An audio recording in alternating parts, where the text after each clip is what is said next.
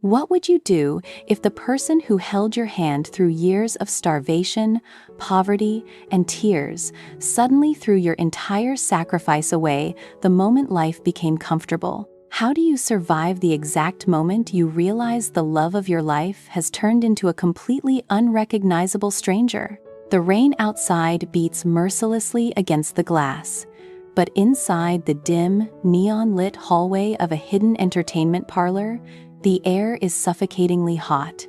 A door stands slightly ajar. Through the crack, the laughter of young women echoes, mixing with the clinking of cheap glass and the smell of heavy alcohol. Mother Lottie stands frozen in that very hallway, her breath completely caught in her throat.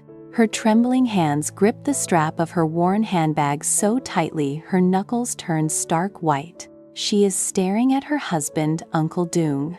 The man who used to share a single bowl of instant noodles with her in a leaking tin shack is now sitting on a plush velvet couch, his arm wrapped tightly around a young woman half his age, pouring expensive liquor down his throat with a wide, carefree grin. How did a 30-year marriage dissolve into a single night of cheap betrayal? Who whispered the secret that brought this devoted wife to the darkest corner of the city? And what will happen when Uncle Dung turns around and meets her shattering gaze? The nightmare did not begin with a loud explosion. It began with a series of quiet, chilling changes. For the past 3 weeks, the warm, familiar atmosphere of the family home had begun to slowly evaporate. Uncle Dung, a man who had spent most of his life wearing faded shirts and smelling of honest, hard work, suddenly started checking his reflection in the mirror for minutes on end. He bought expensive cologne, he began to slick his hair back, but the most glaring warning sign was the small, glowing screen of his smartphone. "Who is calling you at this hour, dear?" Mother Lottie asked softly one evening, her voice laced with gentle curiosity as she wiped down the dining table. The clock on the wall read past 11. Uncle Dung immediately flipped the phone face down on the table, his movements abrupt and panicked. A forced smile plastered across his face. Just a business partner, Loie. You wouldn't understand. The market is very volatile right now. I have to stay on top of things if we want to expand the family business." Mother Lottie looked at her husband's eyes, searching for the warmth that used to live there. But all she found was a cold, distant flicker of evasion. She chose to trust him, because trust was the foundation upon which they had built their entire lives.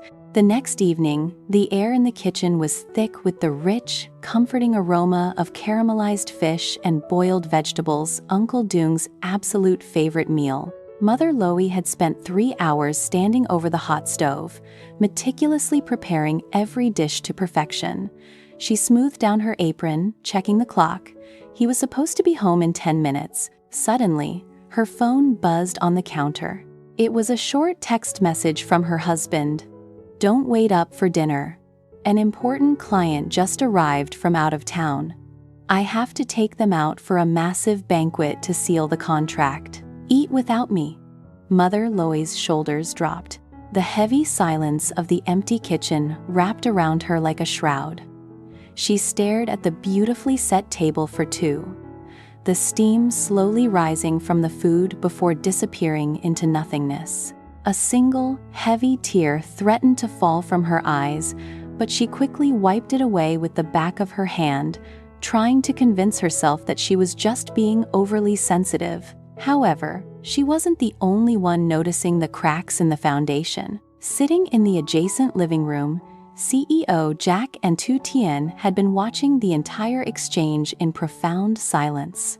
CEO Jack, with his sharp analytical mind, had already noticed the irregularities in Uncle Dung's behavior over the past fortnight. The sudden cash withdrawals from the joint account, the unexplained gaps in his daily schedule, and the way he completely avoided looking anyone in the eye. Beside him, Tu Tien's face was dark with growing anger. Tu Tien knew exactly what those signs meant, and he could not stand to see Mother Lottie, the woman who had shown them nothing but maternal love and kindness, being quietly humiliated. "Something is deeply wrong, Jack," Tu Tien whispered, his voice vibrating with a dangerous edge. A businessman doesn't change his entire wardrobe and lock his phone with a new password just to close a standard contract.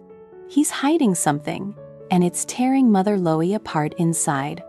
Jack nodded slowly, his eyes fixed on the kitchen where Mother Ly was now quietly packing the untouched food into plastic containers. We don't make accusations without proof, Tu Tien, but we protect this family at all costs. Grab your coat, we're following him tonight.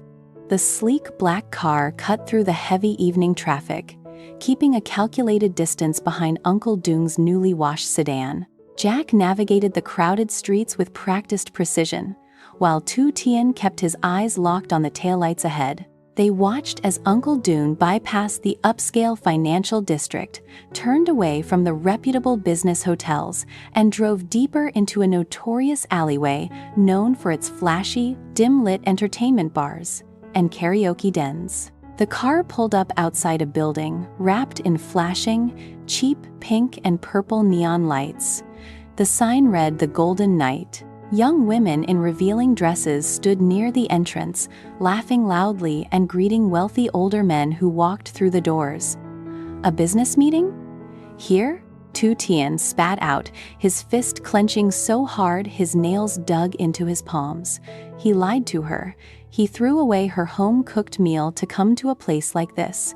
Stay calm, Jack commanded firmly, though his own jaw was locked tight. We go inside. We get visual evidence. We cannot let Mother Ly be deceived any longer, but we must handle this with absolute certainty. Stepping into the dense, smoky atmosphere of the establishment, the bass from the music vibrated through the floorboards. Jack and Tu Tien moved like shadows through the dim corridors, guided by the sound of loud, boisterous laughter. They stopped just outside VIP Room 3. The door was not fully latched. Through the narrow opening, the reality of the situation laid itself bare in the most grotesque way possible. Uncle Dung was sitting in the center of a leather sofa, completely disheveled. His collar was unbuttoned, his face flushed red from expensive alcohol. Two young women were flanking him closely. One was pouring a fresh glass of beer, whispering coyly into his ear, while the other rested her head heavily on his shoulder, her hands tracing the fabric of his expensive new shirt. Uncle Dung threw his head back and laughed loudly, pulling out a thick wad of cash from his wallet. He carelessly tossed several high-denomination bills onto the table as a tip, sending the women into a frenzy of high-pitched giggles and affectionate hugs. There was no client. There was no contract. There was only a middle-aged man drowning his morals in the shallow validation of paid company. Tu Tien pulled out his phone, his hands steady despite the raging fire in his chest. He turned on the camera, focusing directly through the crack of the door. The lens captured every single detail: the intimate touching, the drunken laughter, the betrayal captured in high definition. He pressed stop and looked at Jack. "Do we show her?" Tu Tien asked, his voice shaking with a mix of grief and rage. "She deserves the truth," Jack replied grimly. "If we hide this, we are complicit in his lie. Send it." With a single tap of a finger, the video file was sent across the network. Back at the house, the quiet chime of a text notification shattered the silence of the bedroom.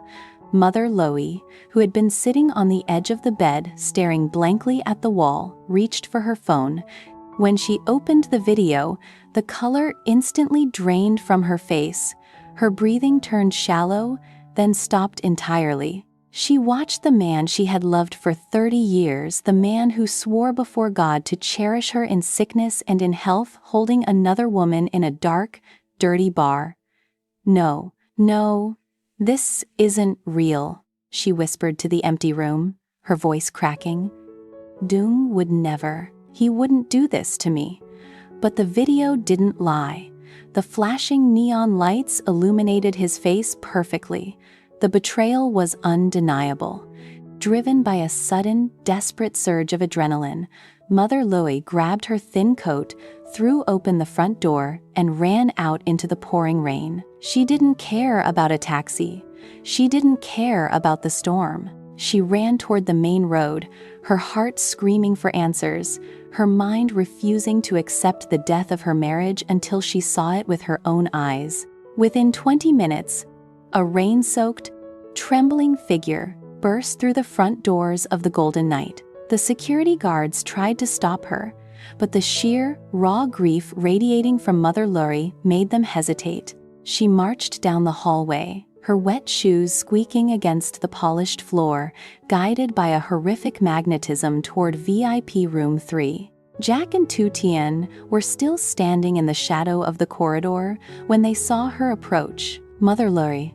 Tu Tien stepped forward, his heart breaking at the sight of her drenched hair and pale, tear-streaked face. She didn't hear him. She didn't look at them. Her entire universe had narrowed down to the wooden handle of that VIP room door. With a trembling hand, she pushed the door completely open. The loud laughter inside instantly died. The sudden gust of cold, rainy air from the hallway seemed to freeze the entire room. Uncle Dung, who was in the middle of taking a sip from his glass while the young woman rubbed his arm, raised his eyes to the doorway. The drunken grin on his face completely vanished. His eyes widened in absolute horror, the color leaving his face faster than a dying ember. The glass in his hand slipped through his fingers, crashing onto the glass table and spilling amber liquid everywhere. "Ly?" Uncle Dung stammered, his voice choked with immediate panic. He frantically pushed the two women away from him, stumbling as he tried to stand up from the low sofa. "Ly, what are you doing here? It's not what it looks like. Let me explain." Mother Ly stood perfectly still in the doorway. She didn't scream. She didn't rush forward to tear at the women or smash the bottles on the table. The dignity of a lifetime of honest living kept her feet firmly planted on the ground. But the tears that poured from her eyes were hotter and heavier than the rain outside. They cascaded down her hollow cheeks, her lips trembling so violently she could barely form words. 30 years, Dung, she said, her voice a fragile whisper that carried more weight than any scream. 30 years I stood by you. When your mother was bedridden and we didn't have enough money for medicine, I sold my mother's only gold wedding ring to save her.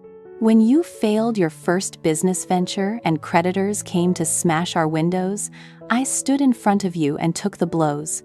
Uncle Dung took a step forward, his hands reaching out, his face twisted in desperate shame. "Lud, please. I was drunk. They tempted me. It was just a moment of foolishness." A moment of foolishness? Mother Ly's voice finally cracked, a sob tearing through her throat. "Look at yourself. Look at this place. You told me you were working yourself to the bone for our future. I sat in a dark kitchen keeping your food warm while you were throwing our life savings at girls who don't even know your middle name. I didn't mind being poor, Dung. I minded being a fool." The young women in the room quietly grabbed their purses and slipped past Mother Ly, unable to bear the heavy weight of the raw, marital tragedy unfolding before them. "Ly, I swear to you, nothing happened. I still love you." Uncle Dung cried out, taking another step toward her, his expensive cologne now smelling repulsive under the stench of guilt. Mother Ly looked at him, and for the first time in 30 years, there was no affection in her eyes. There was only a profound, hollow emptiness. "The man I loved died a long time ago, Dung. You are just a stranger wearing his clothes." Turning her back on the ruined room, Mother Ly sprinted down the hallway and burst out into the torrential rain. The storm had intensified, the cold wind whipping against her face, matching the chaotic agony inside her chest. She ran blindly down the asphalt road, her tears mixing with the rainwater, her chest heaving as she sobbed uncountably. She felt small, discarded, and completely broken by the one person who was supposed to protect her from the world. "Ly, stop! Please listen to me." Uncle Dung's voice echoed down the street as he chased after her, his expensive shoes slipping on the wet pavement. He managed to catch up, grabbing her arm tightly. "You can't just leave like this. We have a family. Think about what people will say." "Let go of her." A commanding, thunderous voice shattered the sound of the rain. Before Uncle Dung could react, Tu Tien stepped between them, his large frame completely shielding Mother Ly. With a single powerful shove, Tu Tien pushed Uncle Dung back, causing him to stumble onto the wet grass by the sidewalk. "Don't you dare touch her with the hands that were just holding someone else," Tu Tien growled, his eyes burning with an intense, protective rage. CEO Jack stepped forward next, holding a large umbrella over Mother Ly's head, completely ignoring the fact that his own shoulders were getting soaked by the storm. He looked down at Uncle Dung with a cold, disgusted expression that carried the ultimate weight of familial authority.